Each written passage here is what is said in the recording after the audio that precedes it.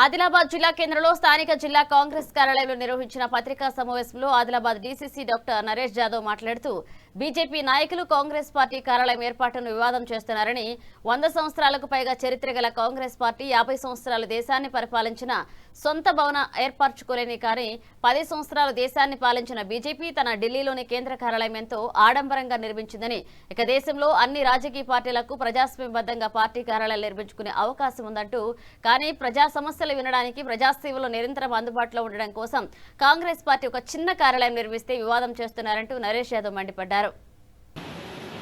చిన్న పెద్ద బీద కుల మత ఎటువంటి భేదాలు లేకుండా వారికి స్వేచ్ఛను ఇచ్చి వారికి ఉన్నటువంటి అవకాశాలను కల్పించడానికి కాంగ్రెస్ పార్టీ నిర్మాణం చేయడం నుంచి ప్రభుత్వం ఈరోజు నిర్ణయం తీసుకుంది.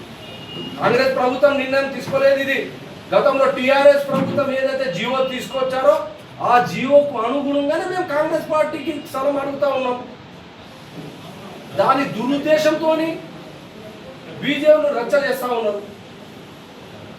నాకేదో అన్నారు, మన టీఆర్ఎస్ వాళ్ళ ఆఫీస్ వాళ్ళు ఏదైతే వాళ్ళు అడిగారో అక్కడ ఏదో ల్యాండ్ కూడా అక్కడ ఉంది. నేనే అడిగాను, కాంగ్రెస్ పార్టీ అక్కడ నిర్మాణం చేస్తే మంచో చెడో వస్తాయి, రేపు ఆఫీసర్లు హెడ్ క్వార్టర్స్ వాళ్ళ ఫ్యామిలీతో ఉంటారు కాబట్టి వాళ్ళకి ఇబ్బంది కలుగుతుంది. మా కాంగ్రెస్ పార్టీ ఆలోచన ఏంటంటే ఎవరిని మేము ఇబ్బంది పెట్టాం, అందరికీ అవకాశం కల్పించాలా. అంటే మనం అవకాశం తీసుకున్నప్పుడు ఎదుటివేని మనం ఇబ్బంది కలగదు. అంటే ఇప్పుడు విజయ డైరీ ఉన్నది. విజయ డైరీ ఎవరి కొరకు? ప్రజల గురించే కదా. ఇది కూడా ప్రజల గురించే కదా.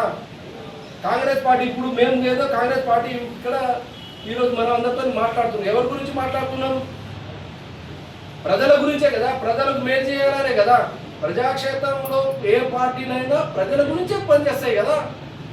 సరే, రాజకీయం ఉన్నప్పుడు రాజకీయ కోణంలో ఆలోచిస్తాయి, కానీ అంతిమ లక్ష్యం ఏంది? ప్రజలకు మేలు చేయడమే లక్ష్యం.